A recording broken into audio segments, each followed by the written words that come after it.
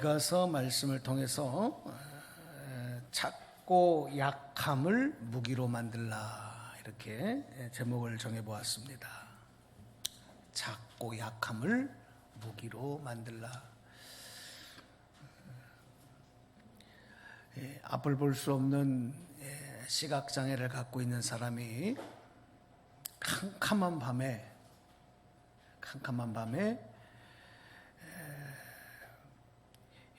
우물가에서 물을 길어서 물동이를 지고 이제 가고 있었는데, 그 사람의 손에는 등불이 하나가 들려 있었습니다. 앞을 보지 못하는 시각장애인이 캄캄한 밤에 물동이를 지고, 그런데 그 손에는 등불이 켜있는, 불을 켜있는 등불을 들고 길을 가는 것이었습니다.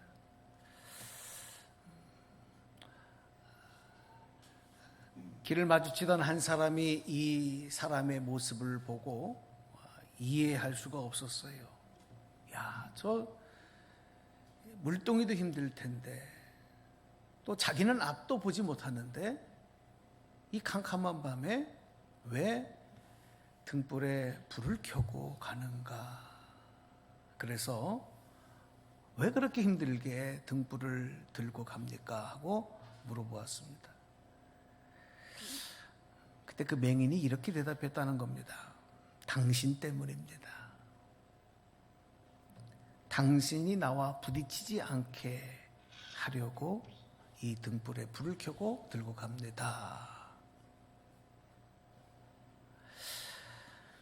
여러분, 이 배려한다는 말을 여러분들은 어떻게 이해하시고, 또 여러분 생활 속에서 얼마나 자주 생각하십니까? 배려한다.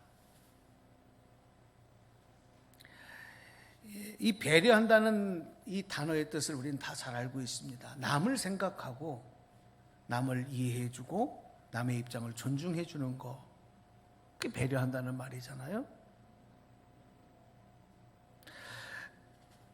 그런데 이 우리가 배려를 실천하기 위해서는 내가 조금 양보를 해야 돼요. 내가 조금 불편해야 돼요. 또 때로는 손해도 감수해야 됩니다.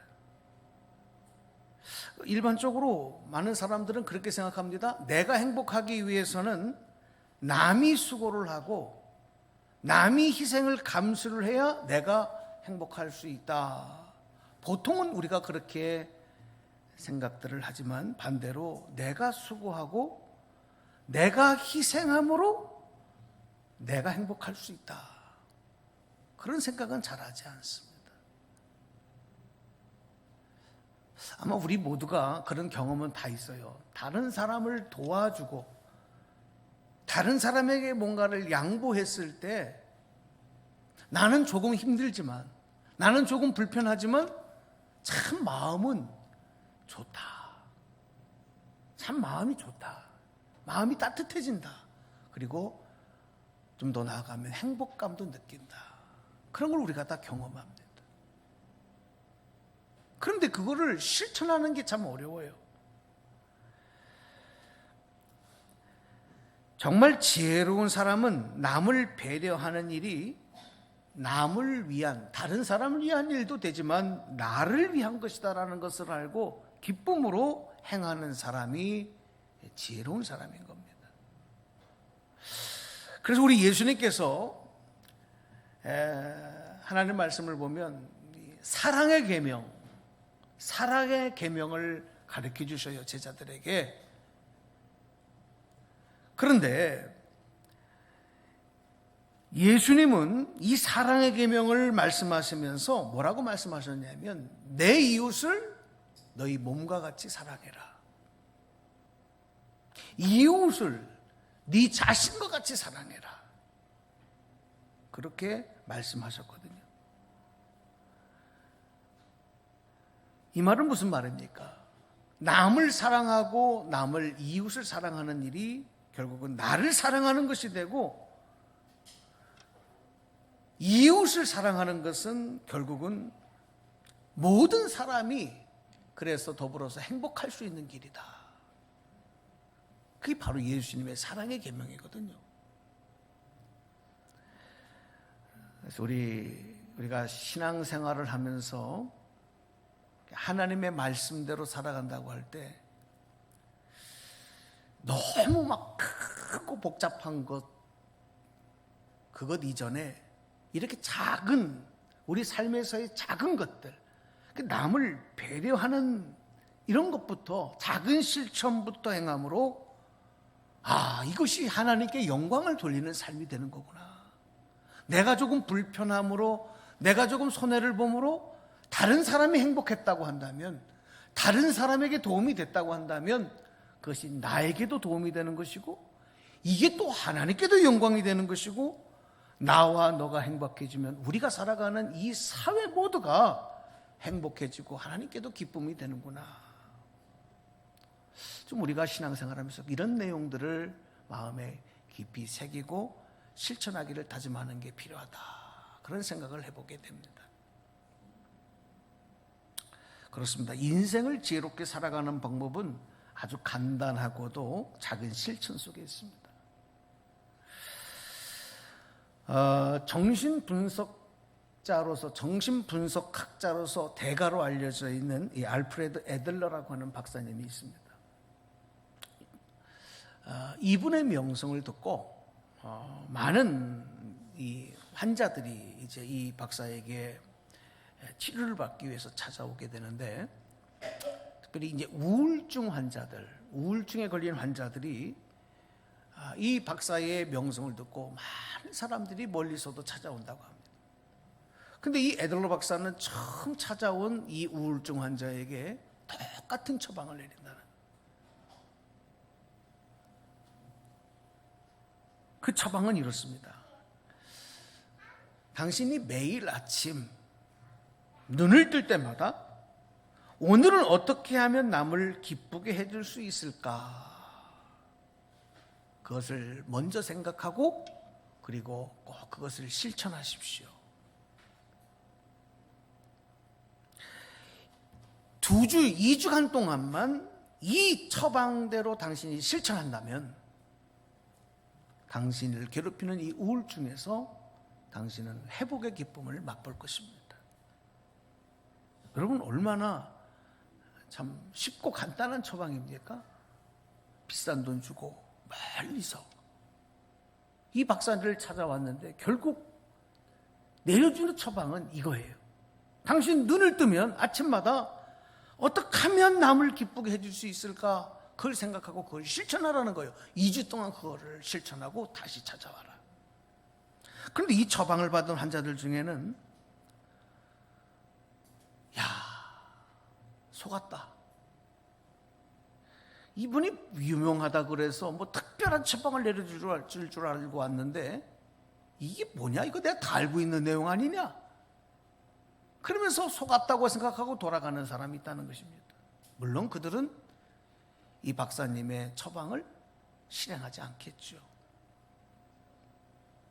그러나 많은 환자들은 이 명의의 처방 따라서 그대로 실천함으로 2주 후에 다시 이 의사를 찾아왔을 때는 자신의 인생을 힘들게 하고 어둡게 하고 불편하게 만들었던 바로 이 고질적인 병들에서 벗어나고 치유함을 받아서 웃음과 행복을 회복한 모습으로 찾아온 환자들이 많았다. 그런 내용들을 읽어볼 수가 있습니다.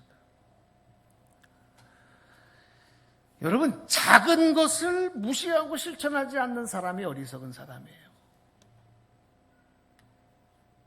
우리 현대인들은 점점 지식 수준이 높아져 가고, 그리고 뭔가 많은 정보들을 얻다 보니까 이런 작고 단순한 것들을 쉽게 무시하는 경향이 많아요. 특별히 인간관계에서도 내가 상대방에게 말하고 표현한 그대로 그 반응의 결과가 나에게 돌아온다. 여러분, 이거 모르는 사람이 있겠습니까? 근데 실질적으로는 가정 안에서도 부부끼리도, 부모 자녀끼리도, 친구들끼리도, 사회에 나가서도 이게 실천이 잘 안 돼요. 내가 상대방에게 웃는 얼굴로 얘기하면 상대방도 웃는 얼굴로 얘기해 줄 것이고, 내가 인상을 찌푸리고 얘기하면 상대방도 인상을 찌푸리고 알면서도 우리는 나의 표정이나 나의 말은 신경 쓰지 않고 다른 사람의 표정과 다른 사람의 말로만 우리들은 내 기분을 좌우하고 생각하는 경우가 많아요. 아우, 저분은 참 친절하다. 저 사람은 왜 이렇게 불친절하지? 여러분, 그 사람의 문제가 아니고 나의 문제인 거예요. 불친절한 사람에게도 여러분 계속 친절한 모습을 보이면 그 사람에게서는 친절의 반응이 나올 수밖에 없어요. 가정 안에서도 여러분, 이 가시가 있는 언어를 가지고 부부가 여러분 1분, 2분, 3분만 대해보시면 일단 기분이 팍 상합니다. 그리고 조금만 더 도가 지나치면 반드시 그날은 부부싸움이 일어나게 돼 있어요. 여러분, 서로에게 내가 어떤 표정으로, 어떤 말투로, 어떤 기분으로 말하고 있느냐, 참 중요한 거거든요. 근데 이 작은 내용들, 작은 실천들을 삶으로 실행하지 못하는 게 우리의 문제예요. 그러니까 인간관계도 여러 가지 어려움들이 있어요. 우리 그리스도인들은 세상의 빛으로 오신 예수님을 모시고 그 빛을 세상에 비추어야 하는데, 과연 나는 세상과 이웃들에게 주님의 빛을 비추는 삶을 살고 있느냐, 이것도 한번 우리가 돌아봐야 합니다. 만약 내가 세상의 빛과 소금이 되지 못하고 있다면 남이 손해와 불편을 겪기 이전에 먼저 내가 손해를 보고 있고 내가 불편을 겪는 삶을 살고 있다. 우리가 그것을 분명하게 한번 이해하고 깨닫는 일이 필요한 것입니다. 또 오늘 교회와 우리 그리스도인들, 그래도 여러분, 우리는 하나님의 말씀의 성경을 보고 하나님의 말씀을 듣고 기도하고 그렇게 하고 살아가는 사람들이잖아요. 그러다 보니까 우리끼리는 이 캄캄한 인생길을 잘 가고 있다. 한 치 앞도 알 수 없는 이 세상, 이 어두운 길을 우리는 그래도 잘 가고 있다. 우리끼리는 그렇게 생각을 해요. 그러나 혹이라도 어둠 속에서 누가 나와 부딪히거나 내가 가는 길에 방해가 된다고 한다면 우리는 내가 먼저 이 시각장애인처럼 그 등에 불을 켜고 그것을 들고 가주는 수고와 배려를 할 생각은 하지 않고 오히려 그들을 정죄하거나 아니면 우리의 입장과 생각만 주장하는 그런 모습. 오늘 우리 교회 안에 우리 그리스도인의 삶에는 이런 모습들이 얼마나 많이 있을까?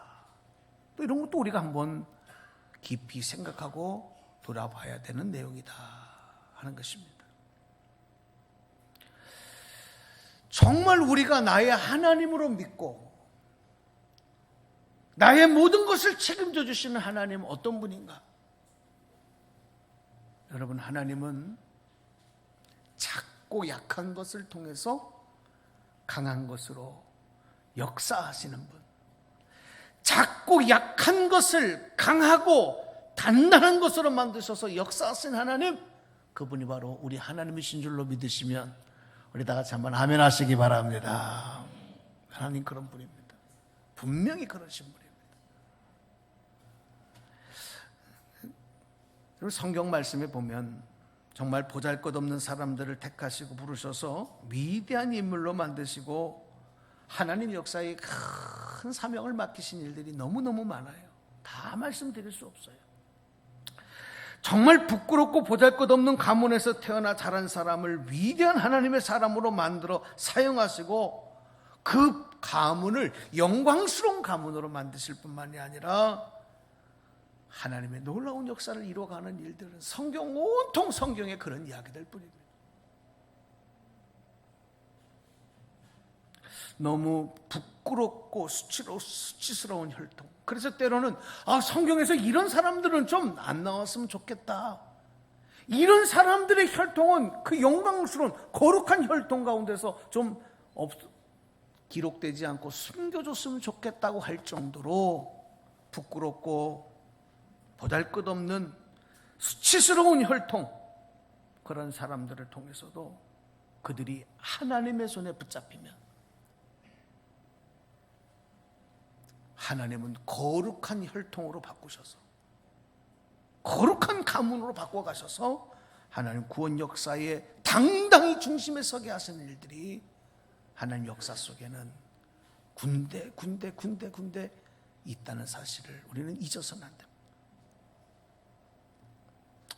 오늘 성경 말씀, 우리 본문 말씀이 미가서 말씀을 보면 미가라고 하는 선지자가 활동하던 이 시대,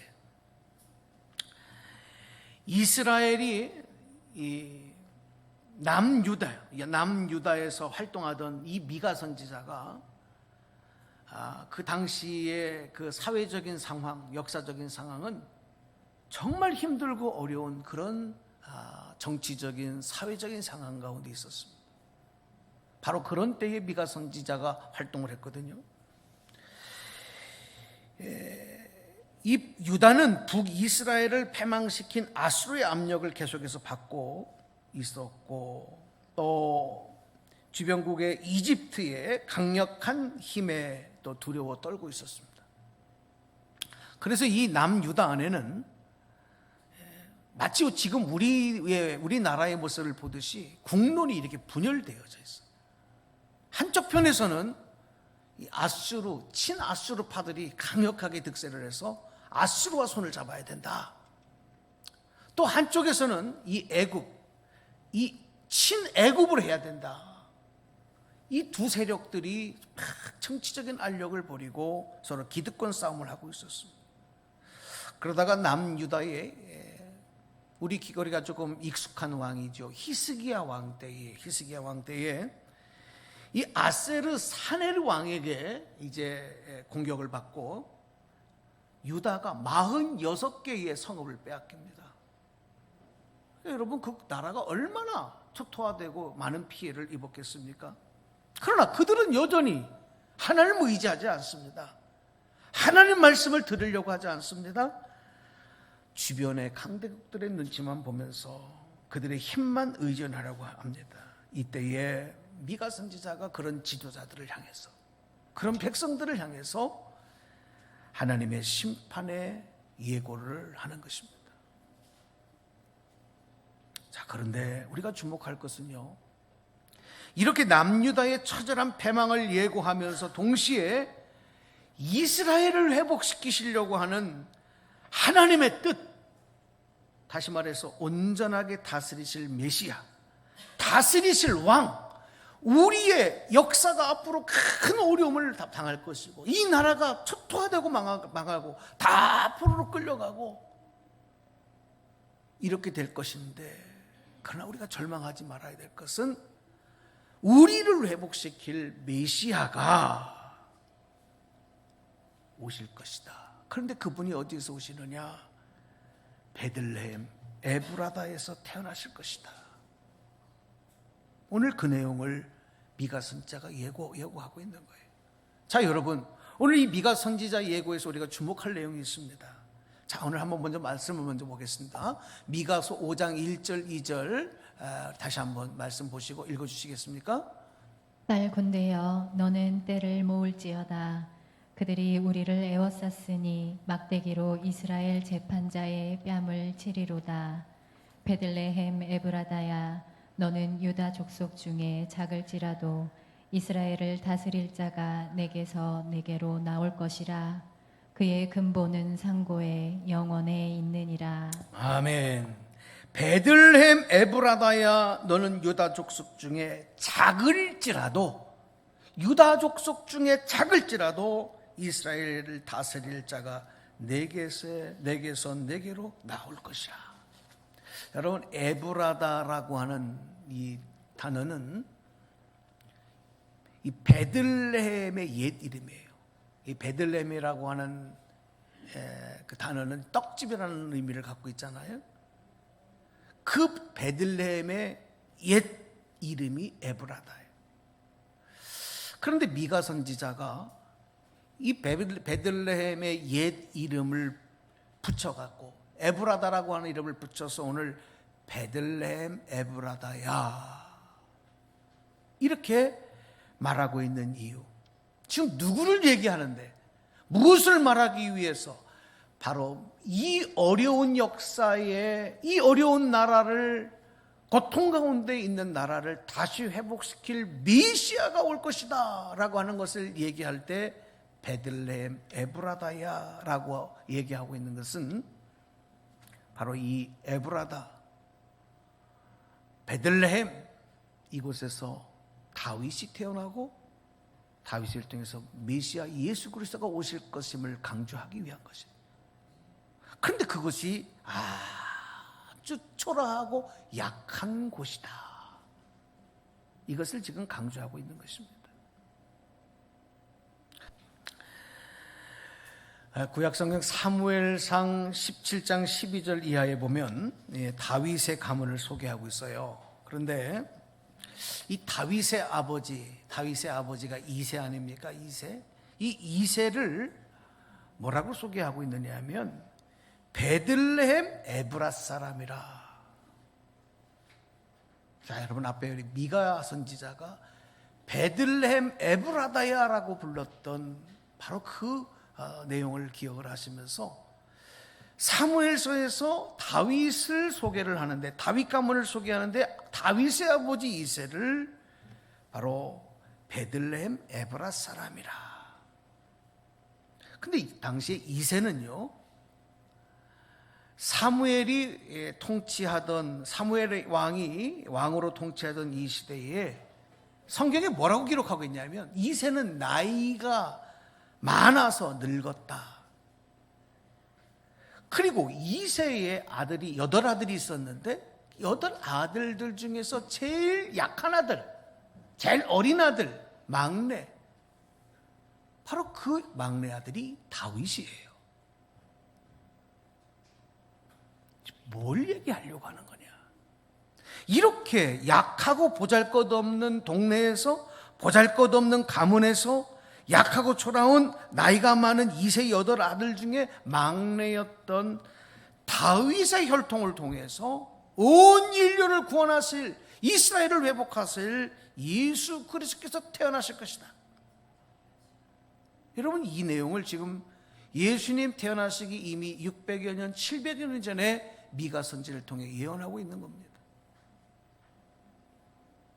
정말 예수님께서도 이 땅에 탄생하실 때 어떻게 탄생하셨습니까? 베들레헴에서 낡고 초라하고 냄새나는 마구간에서, 그 마구간 중에서도 가장 어쩌면은 불결해 보이는 짐승들의 먹이통인 말구유에 아기 예수님이 누이셨다. 여러분, 예수님의 탄생을 이렇게 기록하고 있는 것은 예수님 이 땅에 오시는 메시아가 미가 선지자가 예언한 대로 세상에 가장 작고 초라하고 미천한 곳에서 태어나셨다는 것을 의미하는 내용이에요. 그러나 그렇게 태어나신 예수님이 세상의 그 어떤 세력과 어떤 권세보다도 어떤 권력이 이룰 수 없었던 온 인류의 구원의 역사를 이루시고 가장 크고 위대한 일을 이루신 분이다. 성경은 바로 오늘 이 사실을 우리에게 전함으로 우리에게 소망을 주시는 것입니다.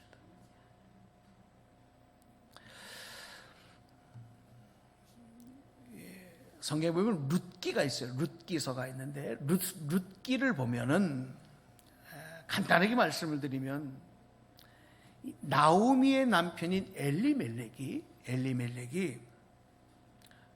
이 베들레헴 에브라 사람이에요. 성경이 그렇게 기록이 됩니다. 엘리멜렉을 소개를 하는데 베들레헴 에브라 사람이다. 이 엘리멜렉이 가뭄이 들자 이 베들레헴을 버리고 이방 땅인 모압으로 이주를 합니다.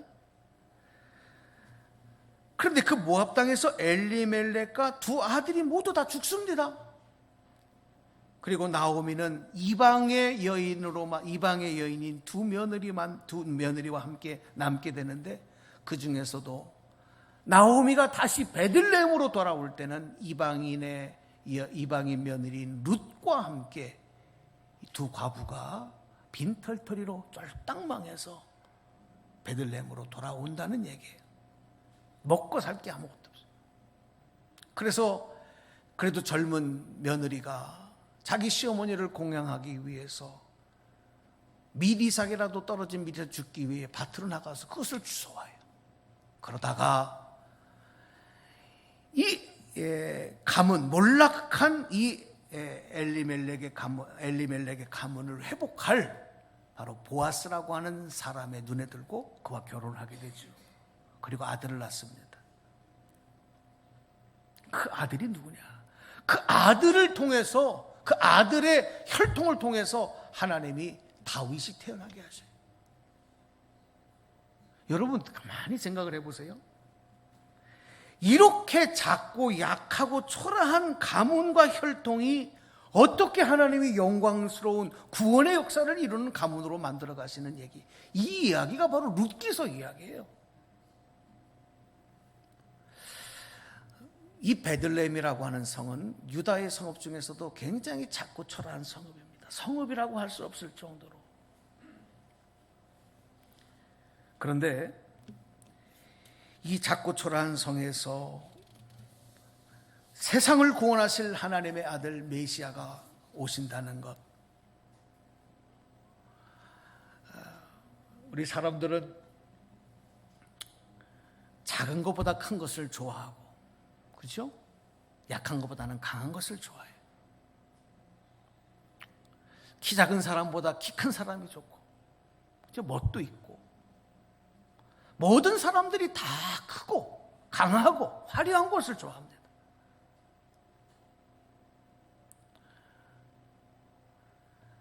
여러분, 만약에 하나님께서도 이렇게 크고 강한 것만을 좋아하신다고 한다면 어떻게 골리앗 같은 거인들을 사용하지 않으시고 어린 다윗을 하나님이 사용을 하시겠습니까? 삼손, 사사기에 보면 삼손이라고 하는 사사를 봐도 당대 정말 엄청난 괴력을 갖고 있었던 사람 아니겠습니까? 그런데 성경을 보면 그 힘으로, 삼손이 갖고 있었던 그 힘으로, 그 강함으로 하나님의 영광을 돌리는 것이 아니라 오히려 하나님의 영광을 가려요. 그 괴력을 다 잃어버리고 났을 때에 마지막 하나님 영광을 위해서 일할 수 있는 기회를 한번 주십니다. 여러분 깨달으셔야 합니다. 그래서 오늘 저와 여러분의 작고 평범하고 조금 모자라 보이는 이런 모습이 위축되어지고 그리고 원망하고 불평할 모습이 아니라 오히려 소망의 모습이 된다는 거예요.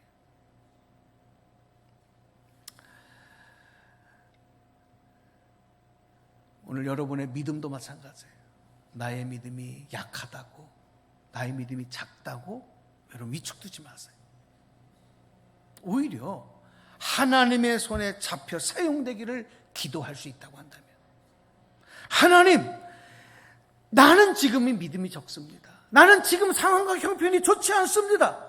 이것이 우리가 위축되어질 내용이 아니라 그것 때문에 하나님의 능력을 힘입고 기도할 수 있는 그 믿음이 있다면 바로 오늘의 나의 약함과 나의 초라함과 작음은 무기가 될 수 있는 것입니다.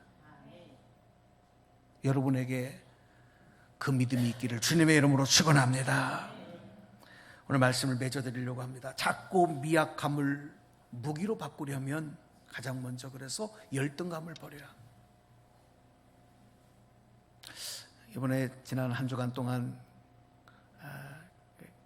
휴가를 이제 아이들하고 같이 이제 저 필리핀에 이제 작은 섬에 갔다 왔는데, 모처럼 제 평생에 처음 아이들하고 가본 외국 휴가였습니다. 얼마나 행복했는지 모릅니다. 많은 이제 경험들도 하고 또 구경도 많이 하고 힐링도 됐는데 가서 그 필리핀 사람들 보니까 참 섬 사람들인지 그래서 그런지 더 작더라고요. 아주 작아요. 우리나라의 초등학교 아이들밖에 되지 않은 성인들도. 근데 그 얼굴들이 너무 밝아요. 너무 행복해 보여요. 너무 예뻐요. 하나도 그 사람들이 불행해 보이지 않았어요. 여러분, 그들 앞에 가서는 우리들이 굉장히 큰 사람들이더라고요. 여러분, 그렇다고 그것이 자랑거리가 될 수는 없어요. 우리는 과거에는 이런 걸 가지고 사람들을 무시하기도 하고, 그렇죠? 내가 또 어떤 우월한 사람인 것처럼 착각하고 그랬는데 그게 아니더라 이거예요. 열심히 살아가는 그들의 모습이 대단히 존경스럽고 아주 대단해 보였습니다. 자꾸 미약함을 무기로 바꾸려고 한다면 열등감을 버려야 합니다. 우리가 자꾸 크고 강한 것과 비교하며 열등감에 빠져 있으면 아무것도 할 수 없어요.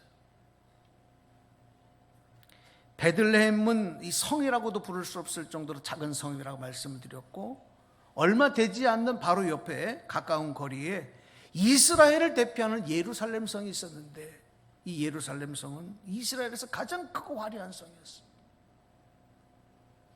하지만 예수님은 그런 예루살렘 성이 아닌, 화려하고 크고 강한 성이 아닌 초라하고 작은 미약한 베들레헴 성읍에서 태어났었어요. 그러나 그것이 예수님의 초라함, 비굴함이 되지 않고 오히려 당당함이 되었다. 이 사울왕은 왕이 되었음에도 불구하고 나이가 어린 다윗과 자신을 자꾸 비교하면서 끊임없이 열등감에 빠져들어가다가 결국은 악신이 들어 미쳐버리고 말았습니다. 그러나 다윗이 위대하게 될 수 있었던 것은 지금까지 말씀드렸던 그 인품, 그 실력 때문이 아닙니다.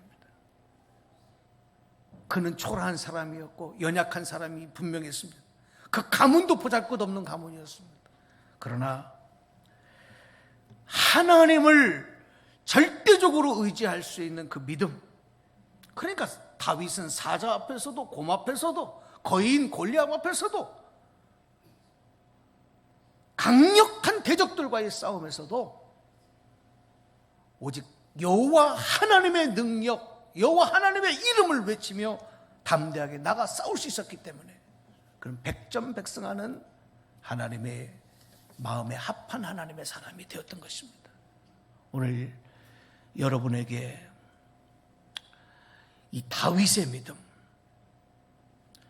다윗의 승리, 그 아름다운 역사들이 여러분 가운데 임하기를 주님의 이름으로 축원합니다. 그리고 오늘 미가 선지자를 통한 이 축복의 예언들이 여러분의 삶에 이루어지기를 소망하면서 오늘 마지막으로 오늘 본문 4절 말씀을 읽어드리려고 합니다. 오늘 4절 말씀 한번 같이 보겠습니다. 그가 여호와의 능력과 그의 하나님 여호와의 이름의 위엄을 의지하고 서서 목축하니 그들이 거주할 것이라.